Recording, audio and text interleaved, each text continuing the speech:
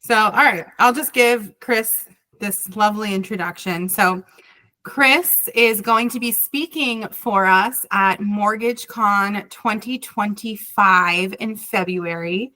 And so this is going to just give you a little taste of, I mean, you're not going to get the same presentation from Chris. You still got to come to MortgageCon, but to hear all of Chris's value, his story, his journey, CEO of Windsor Mortgage, and celebrity of these really great videos that you've been making. I've been loving them.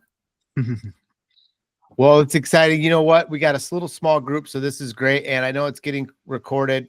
Yes. I put deposits and withdrawals, and I did want to change it, but I didn't change it. So I'm going to give you some tactics in the very beginning of things to be able to get more originations. And then number 2 is, as Michelle knows, I am classroom participation. So we'll work through this. And then I'm going to give you 9 things to think about for 2025. So, when we talk about right now, when we're talking about going into the 2025 and heading into this deal, I want you to think of this topic. You are your circle. Like, if we hang around people that can make us better, like Empire, like this company, the infrastructure, we will be better. If we hang around a bunch of negative Nellies, we will become a negative Nelly. There was a kid that didn't run very fast, kind of ran like me, little short legs, couldn't really run that fast in a per mile pace, but he ran a 9-minute mile. And those joggers out there, those great runners, maybe like Paul. Maybe Paul's a great runner. I don't know, Paul. You a great runner? Not even close. Not even close. When I was in my prime military, I used to run fast, but not anymore. Okay. So we ain't very fast. Paul and I ain't very fast, but they asked this kid to run a 5K, and his 2 buddies, they're pretty good little runners. And he's like, oh boy, I don't know. He goes, no, come run with us. It'll be fun. He ended the race and he ran an 8-minute mile. He improved his time by 1 minute a mile. And they said, hey, did you notice a huge difference? I can't believe it. You ran 1 minute faster per mile. He goes, you know what? I never noticed. I was just concentrating on keeping up with your pace. And isn't that true for a loan officer today? Like, we are who we hang out with. We are who we're going to encourage. And by the way, it is worse for the realtors. Like, if we're going to win with realtors, we've got to win with deposits and withdrawals. Meaning it's hard to ask for a loan or ask for a referral if you're not putting deposits into that relationship. So the first tactic I want to teach you with realtors today that I think as a company or as an infrastructure you should implement, which is you would call and you would ask for their pre-listings and their pocket listings. So it goes like this. Michelle, you're the realtor. We know each other. You ready for this? You're a realtor. We know each other. I'm calling you up. I'm like, hey, Michelle, how are you? This is Chris at Empire. I'm great. How are you? So we have a little small talk. I'm like, I need a favor. Sure. So the pause is the key. The pause is the key. So her brain engages. Chris needs something. Okay. And then just naturally, even now, her brain paused for a second.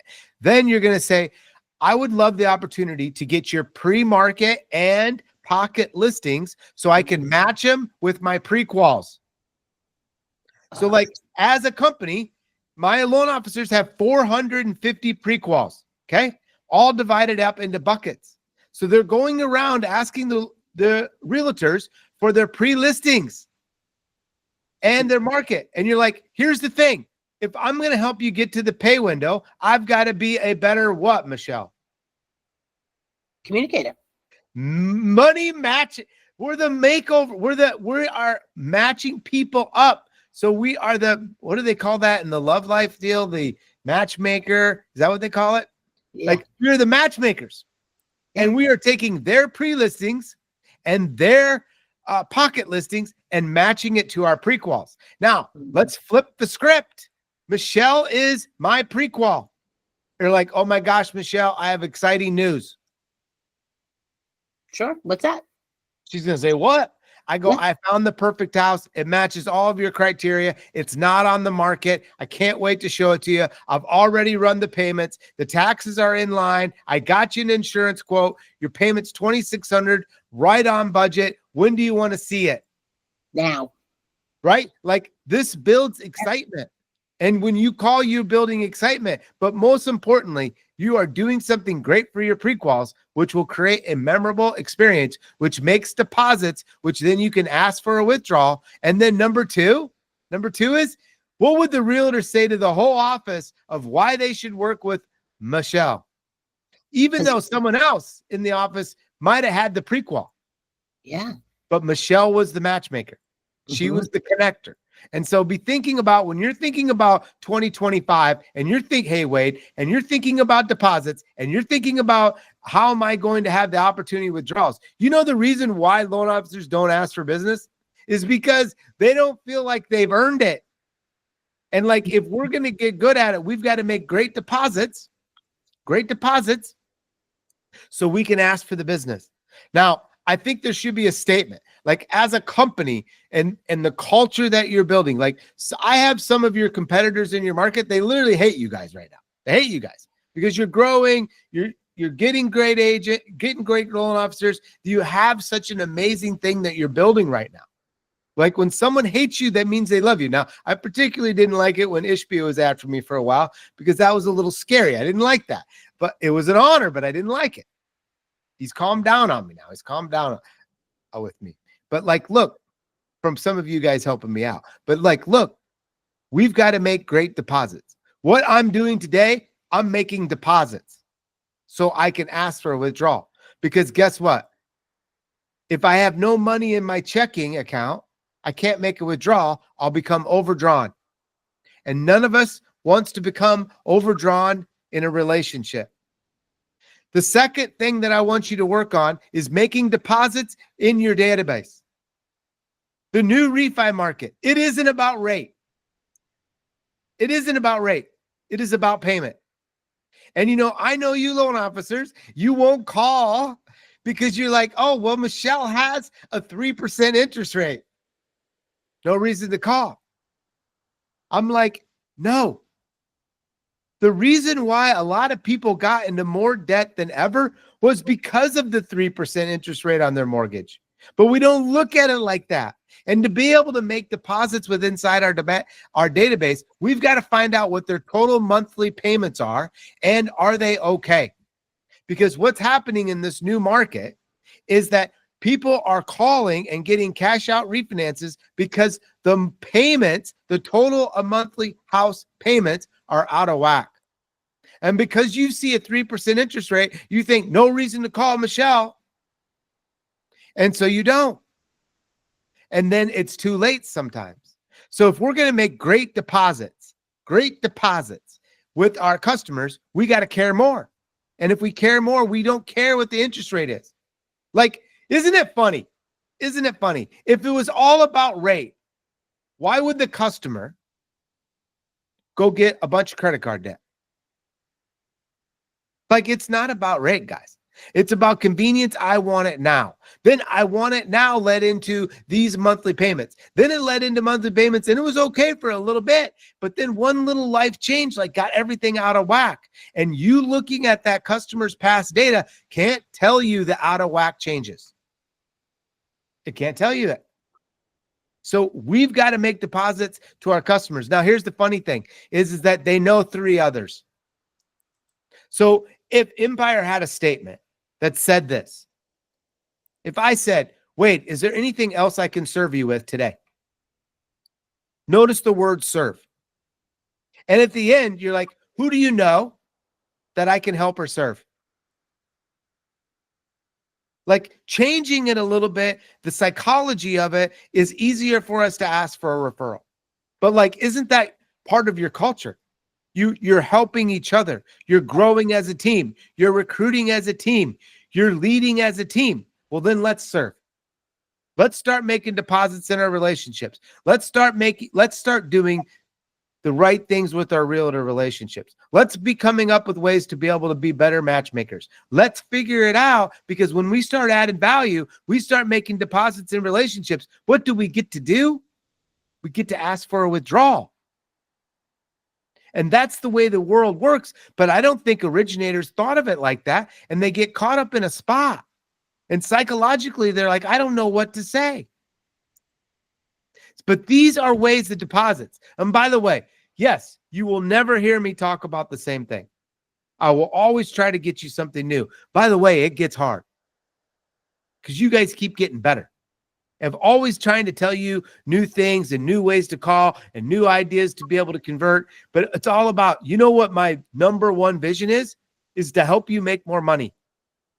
In the wind, if you make more money, yes or no, will I get more loans? Possibly. If I invest in you and make deposits in you, I'll have an opportunity to make a withdrawal. So like my business is no different than your business. And so I want you to think about in 2025, I got to be better at making deposits. Like us as a company, we got to be better at making deposits. And let's figure out how we can do this. So I want to give you 9 things to be thinking about for next year. Because I think if I can get your brain right, and then Erica, if there's someone on here taking notes, or this is getting recorded, correct?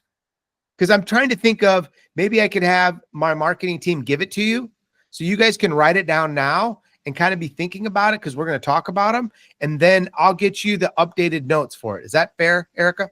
Absolutely. And this is being recorded and transcribed. So I could even send you the transcription. We can throw if it's in it's going to grab it. So you guys are in good shape. All right, let's go with number 1. Where are you now? Number 1, where are you now? Look, the most critical thing is for you to get honest with yourself. Where's your income? Where's your units closed? Where's your volume? Where's your leads? What's your activity? Where's your time management? What's your conversion? Like, where am I? Like, this is an inventory. If we owned a convenience store or a liquor store, every once in a while, we've got to do an inventory. So the most magical thing that you can do, the greatest Christmas gift that you can give yourself is a true inventory of yourself and of your business. It is the greatest gift you can give yourself. Now, there's some years I don't like it. I just don't. Like, I don't like the results. It's like looking at a checking account and there's not much money in it. I don't like it. It's like looking at the weight scale and I'm getting fatter. I don't like it. I don't like it. But like, sometimes we got to take a look before we can get better. Number 2, what's currently working in your business? What's currently working in your business? What's working? Like, this part really worked this year. This part really worked. And you know what I found about this question is that sometimes it reminds me that, ooh, you know, in 19, this really worked. So I want you to think about what's working in your business and be writing these things down. That way, this is the way that we get to where we can put a plan together. Because no plan, harder to get your goals. Like, we can say we created goals and they're all good, but like, they're kind of BS if they didn't have the big meaning around it. And you probably aren't doing something that I hope resonates with you, which is this: you're not making great deposits in yourself. And some of us need to make a few more deposits in ourselves. Number 3, what's not working and what needs to change? What's not working and needs to change? Like, my realtor relationships, half of them aren't working. I need to reevaluate. My database management is not working. I'm going to share something with you. I'm going to go back one real quick before we go forward. Okay. I created a goal. In the beginning of the year, I created a goal, and I kind of thought it was stupid. And then it started to come to an aha about halfway through the year. And my goal was to meet and be in front of 400 loan officers a month. Okay.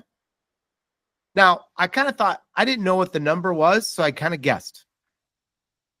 But I kind of made it a stretch. But here's what magically happened. Is that my time management and how I geared my calendar and how I put pressure on myself to fill it made me accomplish the 400 each and every month. I had to do a playbook. I have to do things like this. I had to continue. I did the playbook renewal today. Like, there's all these things that I had to do to be able to accomplish that 400. I couldn't just like say, hope in a prayer that I would get it. And so when you're thinking of it, you're like, well, Chris, what the frick does that have to do with me? And I go, it has everything to do with you, because you need to be in front of so many. Like, if you're recruiting, you need to be in front of so many recruits a month. What's that number? And you didn't have a number, so then that didn't work. You need to be in front of so many people in your database. You got to be in so many people in front of your realtors and VIPs. Like, this is not drive-through mortgage. No one comes through and goes, hey, yeah, can I get a 30-year mortgage with a hold escrow to go, please? Like, no one's doing that. That happened in COVID. That ain't happening now. Like, we got to hunt. We got to be better hunters. And so I want you to say, maybe I did hunt very good, and this was the areas that I didn't. So number 3, of course, is not what's not working and needs to change. Now, number 4, what activities are producing the most results?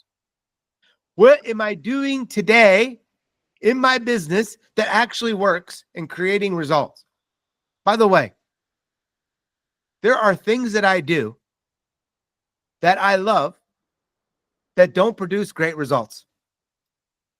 And in 2025, now I have to make a decision. Should I do that? Should I do that? But I love it. But I also love my free time and being home. So I have to make choices. It's like I'm at the end of the road and I got to go left or right. And really what I want to do is straight. But I've got to make a choice. You probably have things right now that you're doing. Maybe you're in a leads group and it sucks. Maybe you got a bunch of realtors that you got to fire and go create new ones. Like, be thinking about this so you can write together and get to this great plan.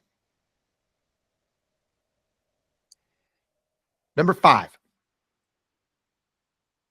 what activities are taking up time but yielding little return? So number 4, I probably said it wrong. What activities are producing the most results? And number 5 are what activities are taking up time but yielding little return? If I screwed that up, I went too fast. I got emotionally attached to this thing, which every once in a while that happens to me. So number 4, what activities are producing the most results? Number 5, what activities are taking up time but yielding a little return, just like I explained. Number 6, this is what I talked about in the circle. Okay? Who do you surround yourself with? If you got a coach and the coach is helping you in the business, fantastic. And Rick, let me know if I've screwed something up, if I got to clean it up, but I think you're right on track with me. Your circle. I want you to tighten your circle. I want you to evaluate your circle. Like, you got negative Nellies, get them out. It's why I don't watch bad movies, because I don't like negative. If something's going to happen to a little kid, I tell Shalise, I go, oh, I ain't watching that. She's like, what? You just want to watch funny movies and good endings. I go, yeah, because that's what I like, because you don't put me in a negative place. It gives me anxiety. Like, I talked to an AE yesterday, and I said, look, the only way out of this is, and I want you to write this down, this is something you can give to your realtors and to your loan officers, is you got to call your way out. You got to call your way out. If Paul was in a situation and he's in a big, huge tunnel, the only way out is he's going to crawl his way out. And the only way out for us sometimes is we got to call ourselves out. If an AE doesn't hit a certain point, they've got to overdo their activity for the next way. They got to call their way out of it. Like for me, I told the AE, for me, I go, this is me. Like if I'm in a quiet room and it's really quiet, I could get anxiety and start thinking negative things.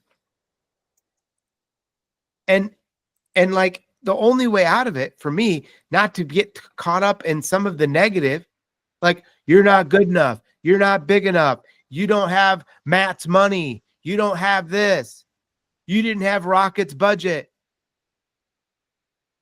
Like I think those things, but I can sit in the room and go in a spiral, or I can start calling and connecting and calling you guys and talking and helping you with your problems. And pretty soon I don't even think that negative stuff. So like it has a lot to do with activity and who you surround yourself with to keep your mind busy. Like the worst thing for an LO is to work at home. The most disciplined work at home. Like in Scottsdale, I'll tell you a dumb one. I don't even tell that many people this. But here it is. Like to make me feel like I go to work, I get up at 5:30. I get ready. I drive to Starbucks. I get a medicine ball tea. I drive back home and I go, I'm at work. Because it was a psychological thing. Like I've drove to work for so many years, and in Scottsdale, when I'm there, I feel like I got to drive to work. So I do this dumb thing. And the Starbucks lady goes, medicine ball tea. I go, you got it. Because I don't drink coffee. And then go home. All right. So that's number 6. Number 7, what habits or behaviors, this will hit you, what habits or behaviors are holding you back? I know it. What's holding you back? What habits and behaviors? I don't follow my calendar. I don't have a calendar. It's not pre-scheduled out far enough. I'm not disciplined in these relationships. I'm not working my database. You know what? Most loan officers, what habit it is, it's in our discipline. You know, like a realtor. A realtor gets into the business and then you ask them, this is the greatest question you can ever ask a realtor. Why'd you get in? Oh, well, you know, I just thought I just love real estate and then it could give me some free time to be able to watch my kids. Like, you're like, what? What you really should be saying, run, because they got in for free time. Like we get into this business, not for this is a hard business. This is an emotional business. The only thing that is harder in the ups and downs is probably the oil business. When a bust comes, right? When high rates come, At least we don't get shut down. There's still loans getting done. We just got to go get our share. So, what habits or behaviors are holding up? Number 8, what strengths or skills do you need to develop to hit your goals? What strengths or skills do you need to develop to hit your goals? 7 was habits or behaviors that are holding you back. And 6 was who do you surround yourself with, Paul? So 8, what strengths or skills do you need? Maybe you need a coach. Maybe you need this. Like, I want to be a researcher. Reach out to me. Like, what do I do? Well, I think this is a great book. You should read it. Michelle gave me a book one time. Like you, that's how iron sharpens iron. Sometimes you might need this skill. I got to work on my scripting. I got to work on this. Like, I think an LO doesn't practice enough. Maybe that's a skill or a habit that you got to fix. Like, sometimes we've got to like look at ourselves and say, I need a couple strengths. I need a couple skills to be able to get it. Like, if I don't change anything, guys, if you don't change anything, you just won't get better. Who wants that? Who wants that? Like next year, MBA, a lot of them, MBA says 28%, some say 20%. So let's just secretly put a goal out there that I want to be 15% better. Now that's your public goal. Your private goal might be 30% better. Like you got to figure out like which goal do you want?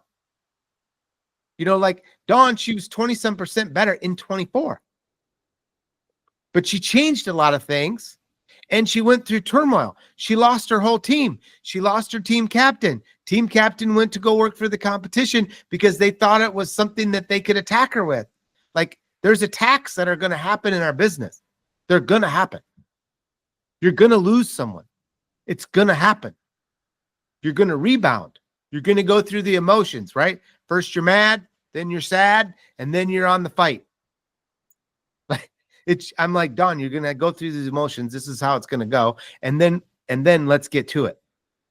And we're going to rebuild the team and you're going to be better. So you got to think about what skills and strengths do I need? Now, number 9, how effectively are you managing your time? Like we've got to, if you're not using it good, then we've got to fix it. You know, like I had an AE yesterday say, I did pretty good. I'm at 39. I go, but it's not 50. I didn't tell him to stay. I just said, it's not 50. You're supposed to be at 50. So he stays and gets it. And it was the last 11 calls that got him 3 more deals. Sometimes we don't finish when that's where the fruit was. Because we're not managing our time right. We're like, I'll get it tomorrow. I got an employee over here. Every Monday he's going to start his new diet. I go, how you doing, Eric? He goes, I'll start Monday. I go, bro, I don't know if you know this, but you've been telling me for 2 years you're going to start on Monday, but you haven't started. I will. I'm going to. Promise, Monday. Like it can't be done that way inside our brain. Our brain, we have to just like do it right now. Nope, I'll start right now. Let's do it right now. That's how we start. Your calendar has to reflect it. So I'm going to tell you a story. So a lot of people go, oh, Chris, you just teach core stuff. I'm like, if you knew me and knew Rick, you would know I am not Rick. I am core-ish. I always tease Rick. I go, I just take your shit and make it better. And he laughs and he goes, you need to give me more credit. And I go, I do. But there was a guy named Oleg, and Oleg's a monster. And one year, Oleg wasn't doing very good. He wasn't turning in his homework. I was there. And Oleg was just kind of like, I don't know, confused. He owned like 100 tanning salons. He's just kind of confused. And Rick brings him on stage and gets him in front of 500 really good loan officers and publicly lets everybody know that congratulations. And Oleg thinks he's won something. Congratulations, you are officially the worst loan officer in the room. So he publicly beats him down. Now, if you publicly beat me down, I'm going to fight you. I might not win, but I'm going to fight you. Oleg got mad. He didn't fight him. He left. Most people bet money that he would never show up again. But Oleg figured out a way, and the big secret was Oleg figured out how to manage his time. He got rid of his side businesses. He got concentrated on the mortgage business, and he managed his time. He worked his pipeline from 6 in the morning to 9 o'clock. And from 9 to 6, he worked his green. I'm going to share it in a minute. He worked from 6 to 9 on his loans and 9 to 6 on money-making activities for 2 or 3 years, guys. Today, he works 250 realtor relationships. He closes, I think he's 65 or 70 loans a month now. Okay. Got a good team. He's a monster producer. Got $1 billion branch. the thing that he changed was his time. Now, you've heard me talk about, and Wade showed a picture of it. Like, Oleg was the one that came up with the circus. Like, I've made my guys do it every winter. I'll make them do it again this winter. Shelby the other day says, I'm going to do the circus, which I didn't know why she's wanting to do the circus, but all of a sudden she wanted to do the circus. And that's 100 calls on Monday, 100 calls on Tuesday, 100 calls on Wednesday. It's 100 calls each day. I bring in lunch. I make it super fun. You leave exhausted. You literally, at the end of the day, you don't want to talk to one single person. Like, you're sick of it. And the hardest thing to balance is the callbacks, because you're trying to get your 100 dials in and leave 100, because you're either going to leave 100 text messages, recalls, 100 voicemails back, and then they're calling you back. So you're trying to manage it all day long. And you're like, whoa, what's going on? There's no way I could work on any of my loans. Yeah, that's the point. That's like the biggest lesson. Like, you go out and you go somewhere on a big retreat and you come back with what the greatest lesson was. And Oleg taught that. But that wasn't my big takeaway with Oleg. And I've had Oleg speak to my group many times. The biggest lesson that I took from Oleg was his discipline in managing his time. See, wait. The thing that I want to say is this. Yes, Paul. So true. Is that, guys, if we're going to be great in 25, we got to take an inventory. We got to be honest. And then we got to be willing to make a change. Like, we got to call our way out of it. We got to do more one-on-one video. Like, Andrew did 42 one-on-one videos to his database and telling them how he's thankful for them. And he goes, you know what it took? It took less than an hour to be able to get them all out. But the fruit was the response back. What if you did that? Like, be thinking about, as I close here, you're going to be thinking about, how are you going to make more deposits into these relationships so you can get the withdrawals? Like, the only way you can spend money is you got to make money. And the only way we're going to be able to get more referrals out of this network is we got to be willing to go first. Because no one lets us make withdrawals without deposits. And this is how we set a plan for 2025. So as we wrap up here, you guys turn your, unmute yourself. Michelle, what was your biggest takeaway today? It's about the going to make all those deposits, right? In the fact of the matchmaker part. Like, I never think about that at all. I love to connect people, but I didn't think about that part. Cool. Paul, what was your takeaway? Well, I think what resonates with me and, our unique situation, husband, wife, team, and so forth, is, and you didn't say it this way, but this is the way I think of it. Yeah, I would rather do one or two things really well and see the increase than try to do everything and do none of it well, right? So, right. So it's You really totally on your picked point. up on It's that. on your point of what activities taking time with small results. How do you change those things so you can make one or two more adjustments to do well? I love that. I love that. Norm, what was your takeaway today? I liked all 9 points you gave. It's the first time I heard it put that way. I like number 5, I think, the best, because everybody's doing stuff that they think it's necessary, and they've probably been doing it for quite a while. So what is taking up my time that's netting very little return? Yeah. Could you imagine refocusing that energy on something better, more green time effort? 5 is probably what I need to take a look at. I love that. And you know what? Here's what I love about that, Norm. It's not complicated. Yeah. Like, we got to make this simple. The simple thing is that I need this many leads at this conversion equals this many families that I get to help. Okay. Then you got to go back and you got to say, okay, if I want 40 or 50, whatever leads you want a month, okay, you're like, how am I going to get it? And where's it going to come from? And I'm dissecting it out. Like if I don't have the realtor relationships that's going to help me get it, then I got to go get it. If I don't have the database that can feed it to me, is it me or is it the database? Chances are it's probably us. And like, what about my VIPs? And what about my whales? Like, how am I going to take this little spear and how do I get it to convert to get to my leads? And to Paul's point, like, I don't need to be great at everything.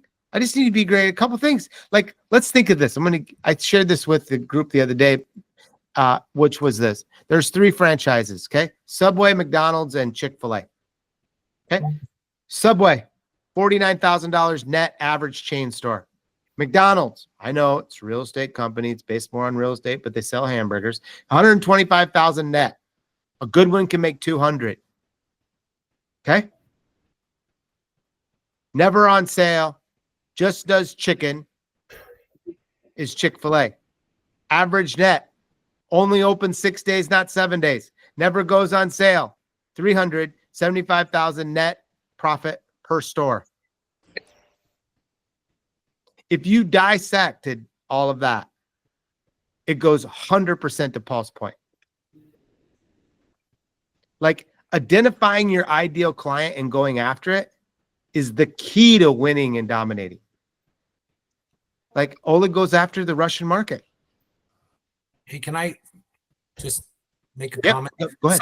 I want to celebrate you actually, and I would commend everybody to get a chance to go out there and be part of the playbook. One of the things I took away from that in our conversation this year, we're closing right about 100 units. Okay, that's actually lower than we did the last couple of years. Okay, but our net profit is higher.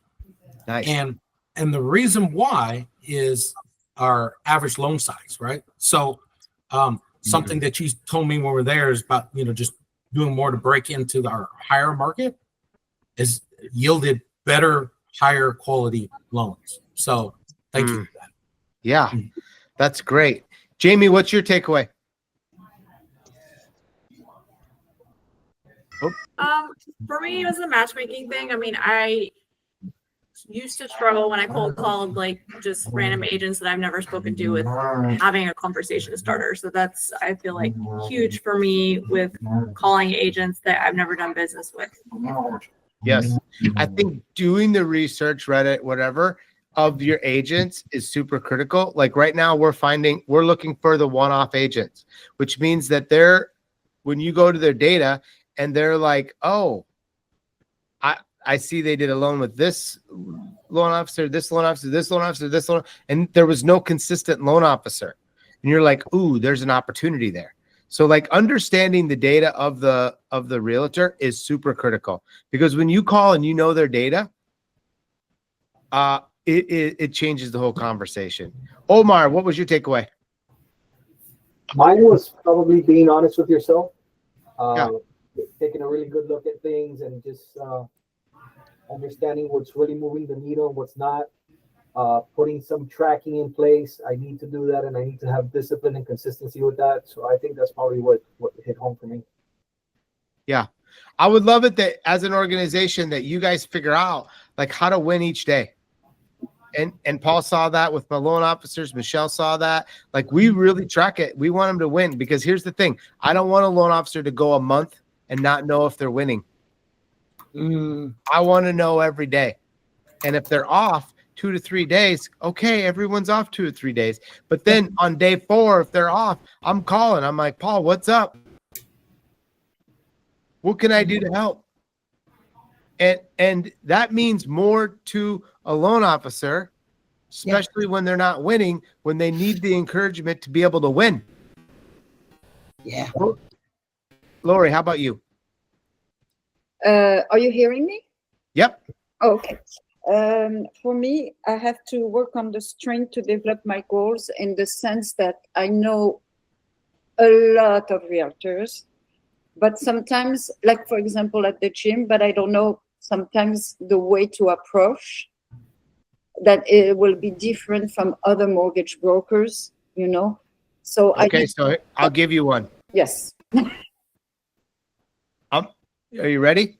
Yeah. I'm actually a little shy, but for the last week, I've been wanting to ask you what's really working in your business today that you think is really moving the needle that you'll implement in 2025. Okay. Now, I just gave you 9 bullet points, guys. Who do you think needs to hear these 9 bullet point things? Everyone. Everyone and the realtors. Like, set up masterminds, copy my thing, get up a mastermind, and ask these questions as a group with 5 to 6 realtors at a time. Like I said, set a number to be in front of so many real estate agents, right? Well, how cool would it be to set up a mastermind to ask these questions as they're thinking about 2025? And you literally get to go first. You're like, what's currently working in your business? Oh gosh, this was one of the things that I thought of. Like, the coolest thing that you could do is start to have small masterminds so you can stay in front. Like, Lori, being able to connect to realtors and being able to ask a question about their business. The best question is oh my gosh, you're in real estate, right? And they'll say, yeah. What got you into real estate? Mm-hmm. Then you're not being like everyone else, which running to the coffee. It's like if I met Shalise and then I said, would you marry me? And she'd be like, what? You're weird. And I go, well, yeah, I am weird. But like, the thing is that if we're curious, Lord, if we're curious, they'll be curious back. They'll be curious back. Ivan, what was your takeaway? It was the same with the ROI, yielding little return. What activities are you doing? And the thing is, it's one of those things. It's really taking a step back and analyzing that. Yeah. I had a change. I joined Empire earlier this year, and it's been amazing. The synergy with everybody here, it's been awesome, and it's got me to look at my business and say, okay, what's worked for me previously in my career, and then where am I now? Am I looking at the same old goggles, or do I need to make a change for where we are in the business now, or meet the agents where they are? Right? We know where everybody's at. We know the renewal period for loan officers it's coming up. How many people are not going to be in the business? It's a great time to get out there and have conversations. So just changing it up. I sometimes I could be a creature of habit on certain things, and I don't want to take a step back, and so. And plus, I'm the common denominator wherever I'm at, right? So I always want to make sure that I'm able to change at a moment's notice if need be, quick to implement. I love that. How about you, Rick?